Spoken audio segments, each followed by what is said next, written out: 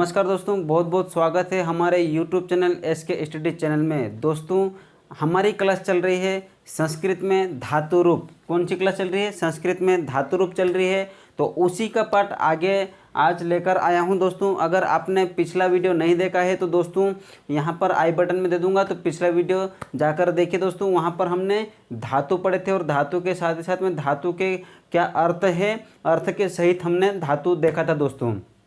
तो आज हम बात करेंगे धातु रूप चल रहा है। और धातु रूप में दोस्तों आज का हमारा जो है यहाँ पर रहेगा हेडिंग डालिए क्रिया रूप। क्या है दोस्तों? यहाँ पर हम अभी क्रिया रूप पढ़ेंगे।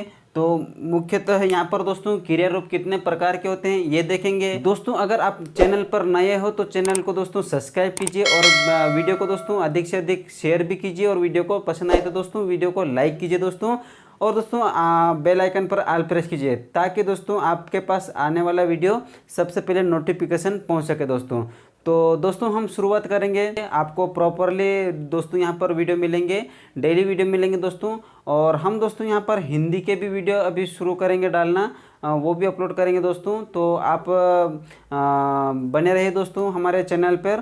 तो दोस्तों हम शुरुआत करते हैं।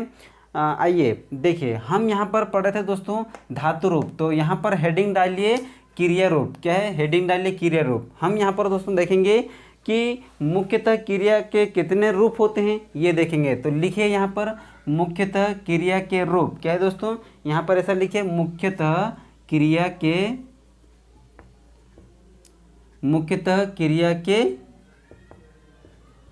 रूप। मुख्यतः क्रिया के रूप कितने प्रकार के होते हैं? तो दो रूप माने जाते हैं। कितने रूप? दो रूप माने जाते हैं। दो रूप माने जाते हैं। ठीक है दोस्तों, लिखिए यहाँ पर कि कौन कौन से हैं दोस्तों क्रिया के रूप। कौन कौन से हैं? तो मुख्य रूप से दो रूप माने जाते हैं। तो कौन कौन से हैं लिखिए। एक तो पहला है दोस्तों सेठ धातु। कौन सा है? सेठ धातु। सेठ धातु।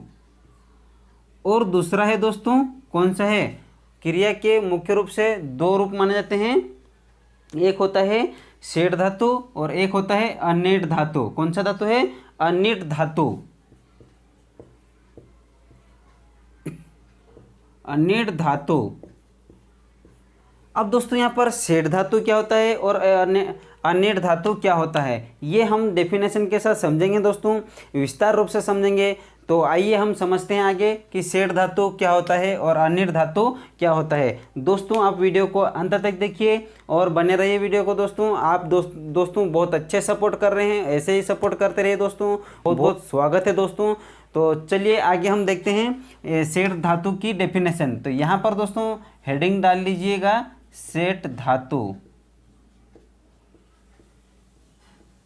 अब यहाँ से हम आगे डिटेल लिखेंगे दोस्तों। सेठ धातु क्या होता है देखिए कि जिन धातुओं में लकार के, तो दोस्तों हमने यहाँ पर नोट डाउन कर लिया है कि सेठ धातु और अनिट धातु की डेफिनेशन। तो देखिए दोस्तों यहाँ पर क्या कहता है सेठ धातु। देखिए यहाँ पर दोस्तों हमने इसलिए नोट डाउन करते हैं कि हमारा टाइम जो है दोस्तों ज़्यादा बड़ा वीडियो ना बने, मकसद हमारा यही है। ठीक है दोस्तों। तो आइए आपको यहाँ पर दोस्तों डेफिनेशन पढ़कर सुना देता हूँ। देखिए कि सेठ धातु क्या है? सेठ धातु। सेठ धातु की डेफिनेशन क्या है कि जिन धातु में लकार के समय, क्या है? जिन धातु में लकार के, देखिए कि सेठ धातु क्या है डेफिनेशन? जिन धातु में लकार के प्रत्यय लगाते समय, ठीक है दोस्तों, प्रत्यय लगाते समय, ये प्रत्यय लगाते समय अथवा लकार परिवर्तन के समय इट का आगम हो जाता है, उन्हें सेठ धातु कहते हैं। दोस्तों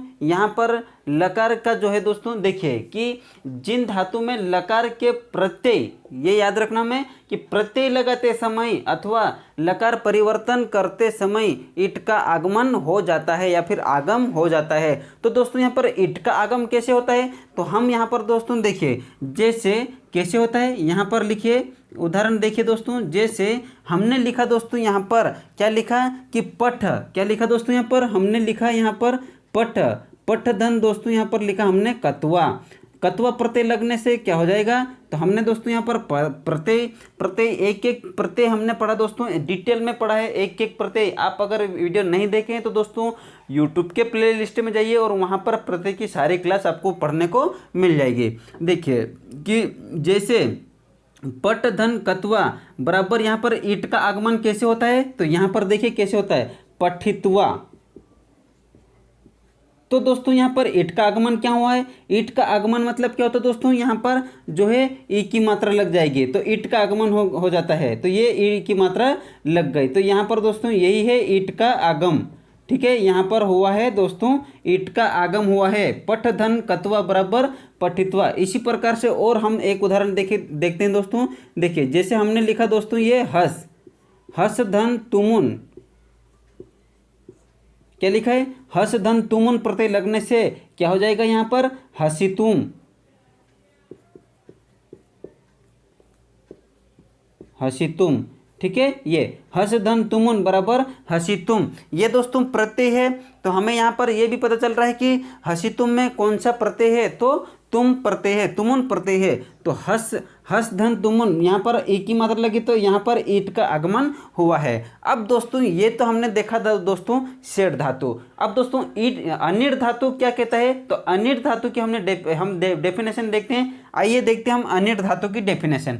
तो अनिट धातु की डेफिनेशन क्या है कि जिन धातु में लकार परिवर्तन के समय, क्या परिवर्तन के समय दोस्तों, देखिए कि जिन धातु में लकार परिवर्तन के समय या फिर दोस्तों प्रत्यय, क्या है दोस्तों, प्रत्यय निर्माण के समय ईट का आगम नहीं होता है, ईट का आगमन नहीं होता है, उन्हें क्या कहते हैं दोस्तों, अनिट धातु कहते हैं। अब दोस्तों यहाँ पर हम उदाहरण के माध्यम से समझते हैं। एक बार फिर से देखिए अनिट धातु की डेफिनेशन कि जिन धातु में लकार परिवर्तन के समय या प्रत्यय निर्माण के समय ईट का आगमन नहीं होता है। ठीक है दोस्तों, ईट का आगमन नहीं होता है उन्हें अनिट धातु कहते हैं। अब दोस्तों हम उदाहरण लेकर देखते हैं। देखिए दोस्तों कि जैसे हमने यहाँ पर लिखा दोस्तों, कैसे कि जैसे देखिए ये लिखा है दोस्तों ज्ञा, क्या लिखा है, ज्ञा। अब ज्ञा मतलब दोस्तों ज्ञा धन कत्वा, ज्ञा धन कत्वा। तो यहाँ पर दोस्तों क्या हो जाएगा, ज्ञा धन कत्वा बराबर ज्ञातवा। तो यहाँ पर दोस्तों ईट का आगमन हुआ क्या, नहीं हुआ है। और यहाँ पर दोस्तों ईट का आगमन यहाँ पर हुआ था, क्या हुआ, ये यहाँ पर हुआ, ये रहा, छोटी की मात्रा लग गई तो ईट का आगमन हुआ। लेकिन दोस्तों क्या है, यहाँ पर ईट का आगमन नहीं हुआ है। यही तो हम दोस्तों आपको बताना चाहते हैं कि ईट का आगमन कहाँ पर हुआ और ईट का आगमन कहाँ नहीं हुआ है। उम्मीद करता हूं कि दोस्तों आप समझ गए होंगे। फिर एक और उदाहरण देखते हैं दोस्तों। जैसे यहाँ पर मैंने लिखा दोस्तों दा, क्या लिखा दोस्तों, ये दा धन कत्वा, या फिर दोस्तों दा धन तुमुन लिख लीजिए प्रत्यय, तुमुन प्रत्यय लगने से क्या हो जाएगा, दा धन तुमुन, तुमुन प्रत्यय लगने से दा धन तुमुन बराबर दातुम, क्या हो जाएगा दोस्तों, दाधन तुमुन बराबर दातुम। ये यहाँ पर इस प्रकार से ईट का आगमन नहीं होगा। अब दाधन तुमुन बराबर दातुम, ज्ञाधन कत्वा बराबर ज्ञातवा। तो दोस्तों उम्मीद करता हूँ कि आपको यहाँ पर सेठ धातु और अनिट धातु यहाँ पर आपको समझ में अच्छे से आया होगा। अब दोस्तों हम यहाँ पर आगे देखेंगे कि धातु कितने प्रकार के होते हैं, ये हम देखेंगे। तो आइए दोस्तों हम आगे देखते हैं धातु कितने प्रकार के होते हैं। ये तो हमने देखा दोस्तों कि क्रिया के रूप या फिर दो रूप देखे, तो सेठ धातु और अनिट धातु देखा था। अब आगे हम देखते हैं दोस्तों कि मुख्य रूप से धातु कितने प्रकार के होते हैं। आइए हम आगे समझते हैं दोस्तों अगर चैनल पर आप नए हो तो चैनल को सब्सक्राइब कर लीजिए और अपने दोस्तों को अधिक से अधिक शेयर कीजिए। तो दोस्तों अब क्या कहता है कि धातु कितने, मुख्य रूप से धातु कितने प्रकार के होते हैं। तो यहाँ पर डेफिनेशन लिखिए दोस्तों।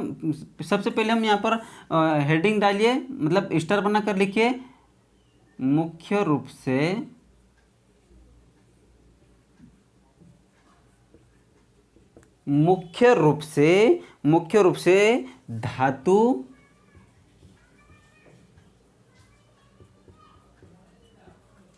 धातु दो प्रकार के होते हैं। धातु दो प्रकार के होते हैं। अब दोस्तों देखिए, मुख्य रूप से धातु दो प्रकार के होते हैं। तो कौन कौन से होते हैं भैया? मुख्य रूप से दो प्रकार के कौन कौन से होते हैं? तो पहला है दोस्तों, यहाँ पर लिखिए परस्मैपदी धातु। ठीक है दोस्तों, पहला कौन सा है? परस्मैपदी धातु।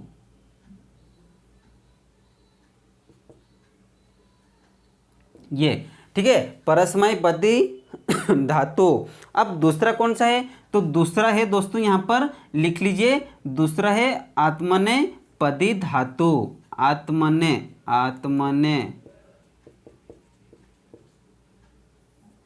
आत्मने एक मात्रा आएगी, आत्मनेपदी धातु। एक है दोस्तों परस्मैपदी धातु और दूसरी है दोस्तों आत्मनेपदी धातु। आत्मने एक मात्रा आएगी कि तो आएगी, आत्मनेपदी एक ही आएगी। ठीक है, समझ लीजिए आप कि परस्मैपदी धातु और आत्मनेपदी धातु। तो देखिए दोस्तों, हम यहाँ पर एक परस्मैपदी धातु और आत्मनेपदी धातु के एक एक करके हम आगे डेफिनेशन के साथ समझते हैं कि परस्मैपदी धातु क्या है डेफिनेशन और आत्मनेपदी की डेफिनेशन क्या है। तो हम यहाँ पर पहले नोट डाउन कर देते हैं दोस्तों, नोट डाउन कर लेते हैं कि परस्मैपदी धातु क्या होता है। तो हम आगे डिटेल करते हैं दोस्तों। लिखिए, ये आत्मनेपदी बाद में लिखेंगे। तो पहले दोस्तों यहाँ पर परस्मैपदी धातु डिटेल लिखिए दोस्तों। यहाँ पर क्या है डिटेल? जब कर्ता के द्वारा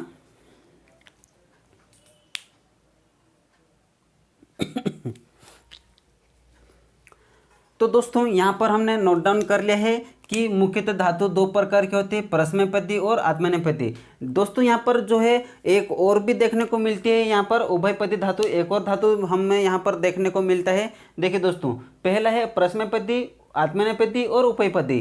तो दोस्तों यहाँ पर जो है कि उभयपदी इतना खास बात नहीं है, जो इतनी इम्पोर्टेंट चीज़ नहीं है। हमें इम्पोर्टेंट चीज़ ये है दोस्तों कि परस्मैपदी और एक है आत्मनेपदी, ये हमें यहाँ पर दोस्तों आगे पढ़ना है इनको। तो यहाँ पर देख लेते, ये भी डेफिनेशन भी देख लेंगे दोस्तों और इनके उदाहरण भी, बनने वाले उदाहरण भी देखेंगे दोस्तों। तो देखिए, सबसे पहला है परस्मैपदी धातु। क्या कहता है दोस्तों यहाँ पर डेफिनेशन? कि जब कर्ता के द्वारा किया जाने वाले कार्य का प्रभाव किसी अन्य पर पड़ता है तो उसे परस्मैपदी धातु कहते हैं। दोस्तों यहाँ पर आपको समझ में नहीं आया होगा, मैं यहाँ पर दोस्तों उदाहरण के माध्यम से आपको समझाता हूँ। जैसे मैंने यहाँ पर लिखा दोस्तों उदाहरण, जैसे यहाँ पर मैंने लिखा दोस्तों मोहनः,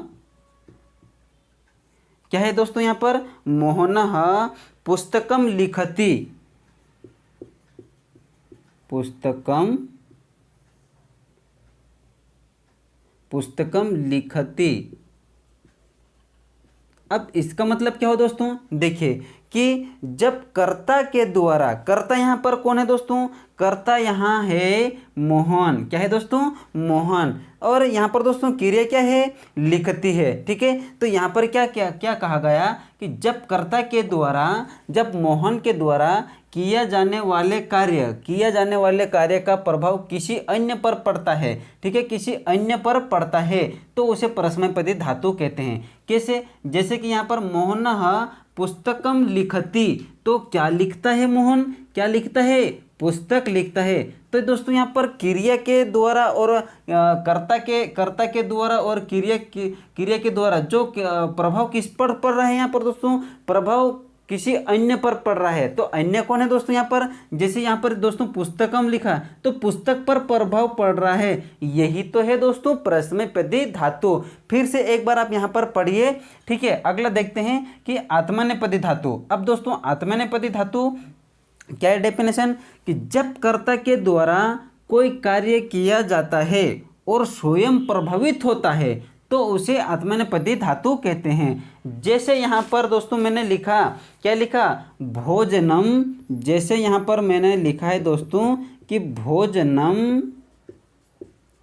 पचति। क्या है दोस्तों? ये भोजनम पचति। तो यहाँ पर क्या हो जाएगा? भोजन पकता है। हिंदी अर्थ क्या हो जाएगा दोस्तों यहाँ पर? कि हिंदी अर्थ होगा यहाँ पर भोजन पकता है।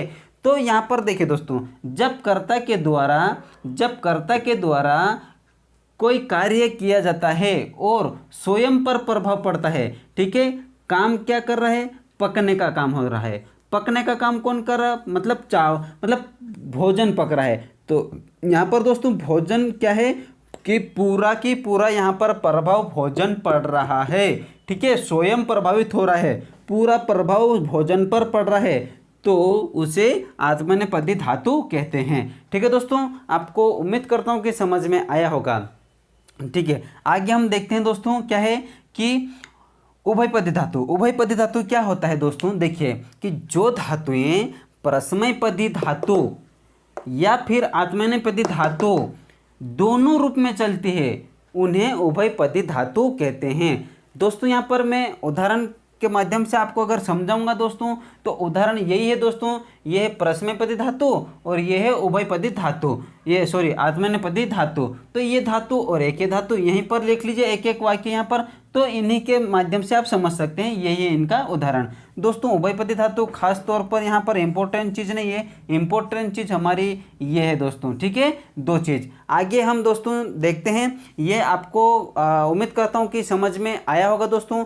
अब आगे हम देखते हैं, ठीक है, एक बार फिर देख लीजिए दोस्तों यहाँ पर कि फिर दोस्तों ये आपको समझ में आया होगा दोस्तों, उम्मीद करता हूँ कि ये आपको अच्छे से समझ में आया होगा। आगे हम देखेंगे दोस्तों, यहाँ पर हम मिटा देते हैं, आगे हम देखते हैं क्या हम पढ़ेंगे अब, लकार। लकार दोस्तों यहाँ पर पढ़ेंगे लकार, तो हेडिंग डालिए दोस्तों यहाँ पर लकार। लकार के बाद दोस्तों हम पढ़ेंगे यहाँ पर वचन पढ़ेंगे, और वचन के साथ ही साथ में हम दोस्तों यहाँ पर ये भी देखेंगे कि यहाँ पर लिंग कितने हैं, कितने प्रकार के होते हैं दोस्तों, लिंग देखेंगे, और लिंग के साथ में हम दोस्तों यहाँ पर जो है वचन भी देखेंगे, कितने वचन हैं दोस्तों, ये सारी चीज़ हम यहाँ पर पढ़ेंगे दोस्तों। तो आइए हम आगे अब हेडिंग डालिए लकार। लकार को क्या कहते हैं दोस्तों, लकार।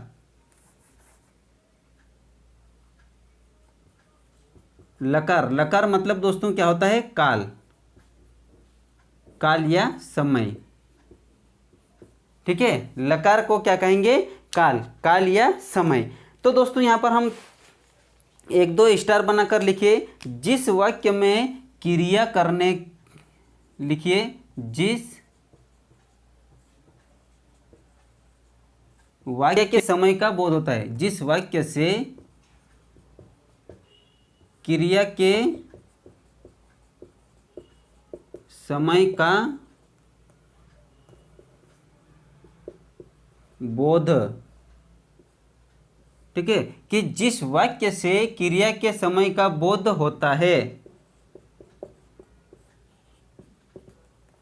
ठीक है, जिस वाक्य से क्रिया के समय का बोध होता है उसे लकार कहते हैं, उसे लकार कहते हैं। अगला स्टार बनाकर लिखिए दोस्तों, क्या है अगला स्टार, कि संस्कृत भाषा में कुल 10 लकार माने जाते हैं। कितने लकार माने जाते हैं, संस्कृत भाषा में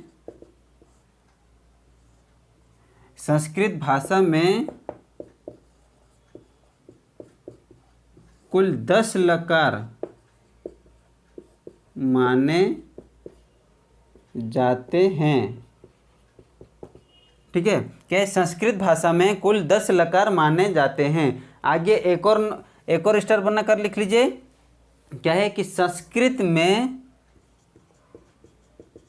व्याकरण, संस्कृत में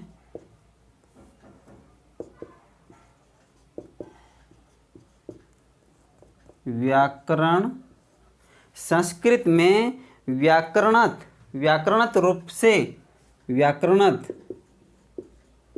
रूप से संस्कृत में व्याकरणत रूप से 5 लकार माने जाते हैं। कितने लकार, 5 लकार रूप से 5 लकार माने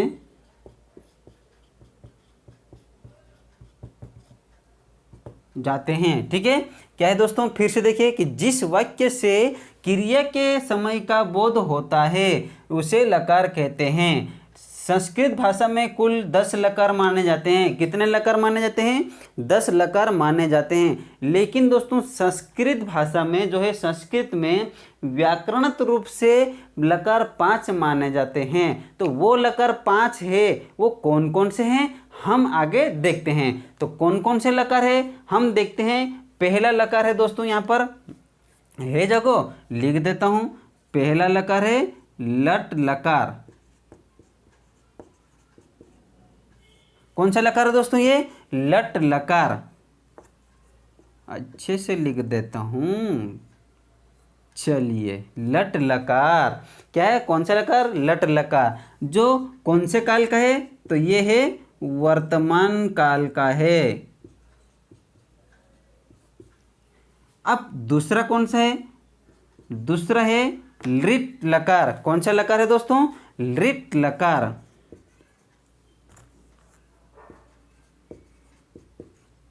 ये कौन से काल का है? लिट लकार है। यह है भविष्य काल।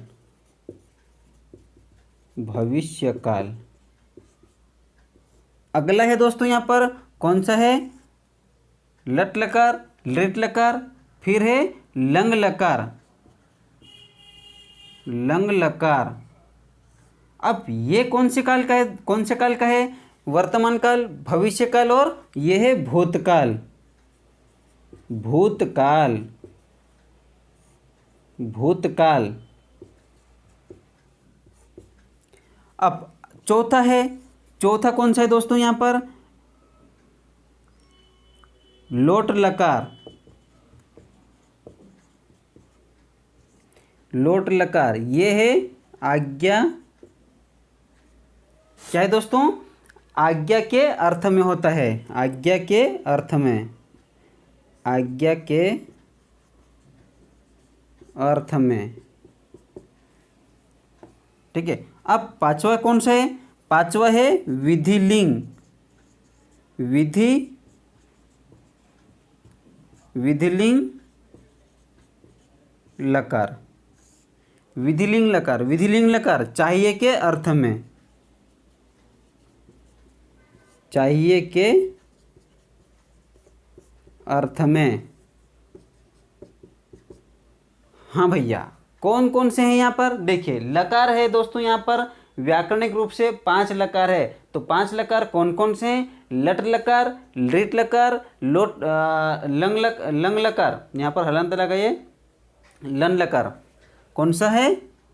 हलंत लगाइए। लंग लकार, लोट लकार और विधिलिंग लकार। अब फिर से देखिए दोस्तों यहाँ पर कि लट लकार। लट लकार कौन से समय का है? देखिए यहाँ पर है दोस्तों वर्तमान काल का है। कौन से काल का है? वर्तमान काल का। और लृट लकार। लृट लकार कौन से काल का है? भविष्य काल का है। लंग लकार। लंग लकार है दोस्तों यहाँ पर भूतकाल का। अब दोस्तों अगला है जो है लोट लकार। लोट लकार कौन से काल का है? तो ये है आज्ञार्थक के वाक्य, आज्ञार्थक के अर्थ में। अब दोस्तों विधिलिंग लकार। विधिलिंग लकार कौन से काल का है? तो ये चाहिए के अर्थ में। हम दोस्तों यहाँ पर एक एक लकार पढ़ेंगे आगे। कौन कौन से? कि यहाँ पर दोस्तों एक एक लकार हम आगे लेकर पढ़ेंगे कि इनका कौन कौन से काल में कैसे शब्द बनते हैं और कैसे यहाँ पर वाक्य आएंगे। दोस्तों यहाँ पर हम लकार के पहले थोड़ा सा हम ये पढ़ेंगे दोस्तों। यहाँ पर कितने वचन देखेंगे दोस्तों। वचन है और जो है वचन है और लिंग है, ये हम आगे अभी